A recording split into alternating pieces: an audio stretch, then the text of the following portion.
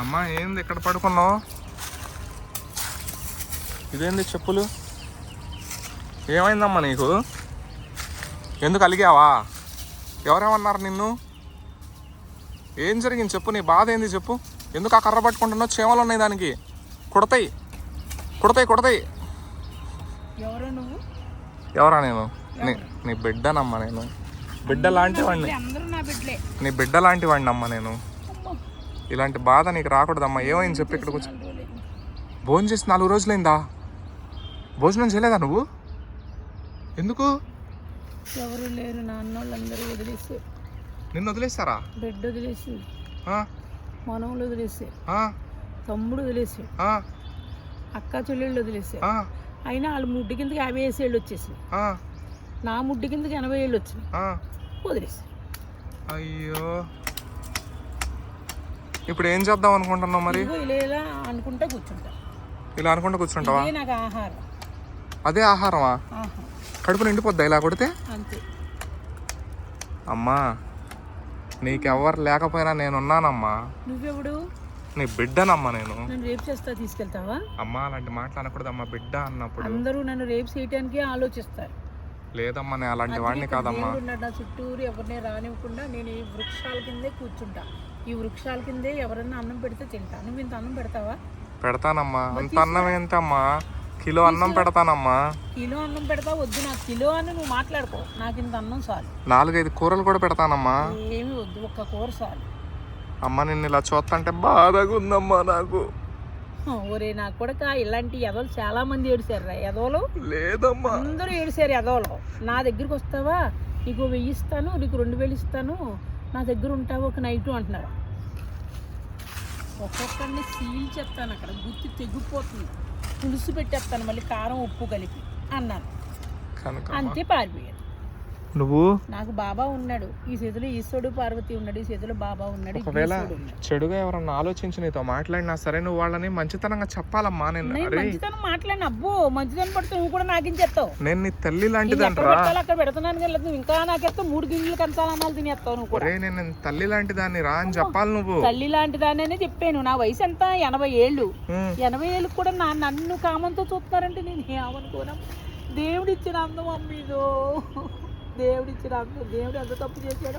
ఈ అందాన్ని ఇచ్చాడు కాబట్టి అందరూ నాకు బడి ఏడిచేస్తున్నారు. అమ్మో, ఈ అందం పోవాలంటే ఒక పని చెయ్యి. అమ్మో, నీ దినం చేసి అందం పోవాలంటావా?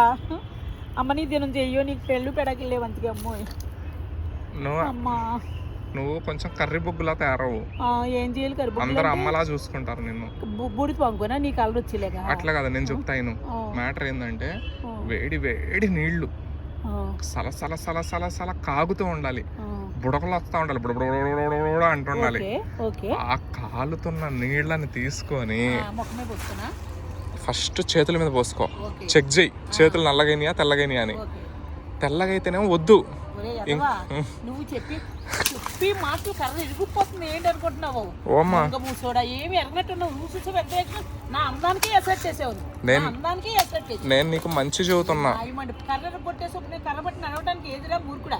అదో ఇంకా కట్టెలు ఉన్నాయి చూడాడా. మూగుతులేమో ఇలాగా, ముక్కేమో అలాగా, కళ్ళేమో నెత్తి మీద.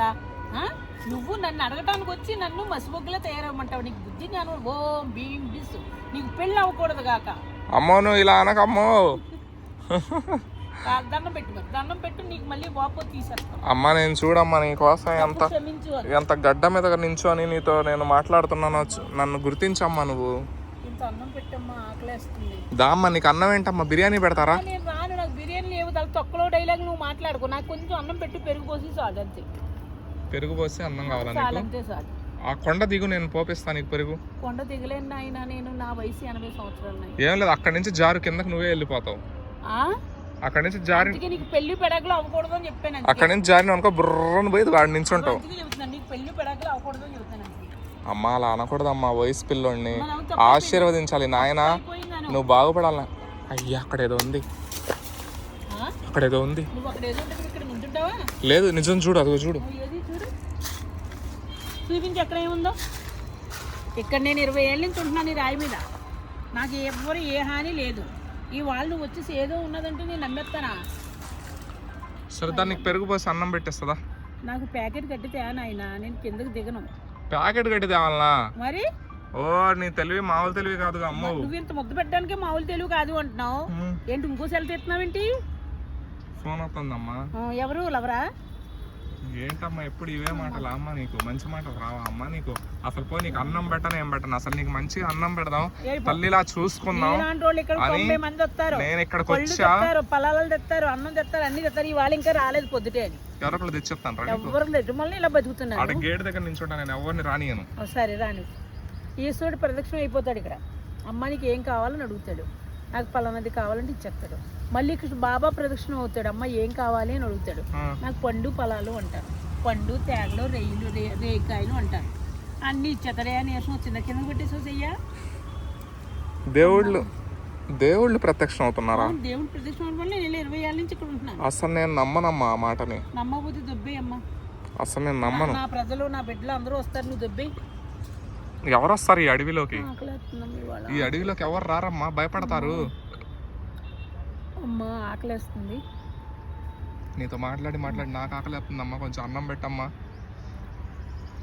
నువ్వు ఎప్పుడు కూడా సంకలు నాకించిన వాళ్ళే సంక నాకుతూనే ఉంటావు. అమ్మ నువ్వు చెప్పావు అమ్మా ఇప్పుడు ఫ్రూట్స్ పొలాలు వస్తాయన్నావు, పెడతా అనే మాట రాలేదేంటమ్మా నీ నోట్లో నుంచి? అది రావాలి కదమ్మా, రాందే నేను ఆశ పెట్టకూడదు. అంతేనమ్మా? అవి వచ్చాక అప్పుడు పండి అని అడుగు, పండిస్తాను.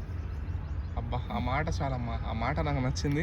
రామ్మ నీకు బిర్యానీ పెట్టేస్తా రామ్మ. నేను రాను నాయనా, నాకు అన్నం నువ్వు పొట్లంతే అంతే. నేను 20 ఏళ్ళ నుంచి ఇక్కడే బతుకుతున్నా, ఈ రాయి మీదే బతుకుతున్నా. ఆ రాయి మీద బతుకుతున్నా? అన్ని ఇక్కడే తింటాం వెళ్ళటం అన్ని ఇక్కడే. ఏంటమ్మా దగ్గుతున్నావు? చలికాలం కదా. దుప్పట్లు ఏం లేవా అమ్మ ఇక్కడ పడుకోవడానికి నీకు? నాకు దుప్పట్లు ఎందుకు? ఈశ్వరుడు అలా అంటాడు వేడిదని వచ్చేస్తుంది, సాయిశ్వరుడు ఇలా అంటాడు వేడిదని వచ్చేస్తుంది. మరి దగ్గెందుకు తగ్గట్లేదు అంటావు? దగ్గు ఆ మంచుకి అన్నాడు. నన్ను నేను ఇంకా అడగలేదు, అమ్మ దగ్గు కట్ చేయండి బాబా అని అడిగితే వాళ్ళు ఎన్నో లోక ప్రసారం తిరుగుతూ ఉంటారు కదా.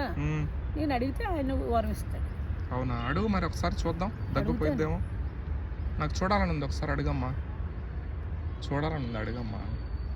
ఓం సాయీశ్వరాయ నమః, ఓం ఏడుకొండల స్వామి నమః. ఎవరో ఒకళ్ళు వచ్చి నాకు ఆయాసం తగ్గించండి నాయన. వచ్చేసారు. ఎక్కడ ఎక్కడ ఎక్కడ? ఇదిగో నా ఆత్మలోకి వచ్చారు ఆయన. నీ ఆత్మలోకా? ఓకే. ఏ దేవుడు వచ్చారు? ఈశ్వరుడు. ఈశ్వరుడా? ఏం చెప్పారు వచ్చి?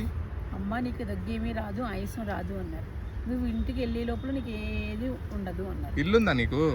ఉన్నది, కానీ నేను అలా ఏదో 10 నిమిషాలు చూసుకుని వచ్చేస్తాను. అవునా? అయ్యో నువ్వు ఇక్కడే పడుకుంటున్నావు, ఇక్కడే తింటున్నావు, ఈ బండ మీదనే ఉంటున్నావు అనుకున్నాక. ఉంటాం, ఇక్కడే ఉంటాను, తింటాను, ఇక్కడే పడుకుంటా. ఆపు, ఇంకా బండ ముఖం వేసుకొని బండ బూతులు మాట్లాడుతున్నావు. ఇదేంటిది? ఏంటది చెప్పు. నాతో తినడానికి వచ్చావా? నువ్వు ఏదో పాపం ఇక్కడ కష్టపడుతున్నావు, బండ మీద కూర్చున్నావు అని. ఏందమ్మా ఏమన్నా తింటావా అని అడగడానికి వచ్చినా? బండ ముఖం దానా, పో పో. వద్దులే అమ్మో, ఓమ్మో, ఓ వద్దమ్మో, వద్దమ్మో, వద్దమ్మో, క్షమించమ్మో. మళ్ళీ నువ్వు క్షమాపణ కోరుకుంటున్నా అమ్మా. అమ్మ వద్దమ్మా, అమ్మో వద్దమ్మా, అమ్మ వద్దమ్మా, అమ్మ క్షమించండి అమ్మ, తప్పైపోయిందమ్మా. అంటే మీరు ఇక్కడే ఉంటున్నారేమో, అయ్యో పాపం అనుకున్నా. మీకు ఇల్లు ఉందని తెలియదు కదమ్మా నాకు. ఇల్లు ఎక్కడ మీది? ఇల్లు ఇప్పుడు గవర్నమెంట్ ఇల్లు కట్టిస్తున్నారా? కట్టిస్తున్నారా? డబ్బులు ఎక్కడి? దేవుడి సాయంతో అందరూ డబ్బులు వేస్తున్నారు, సంతోషం.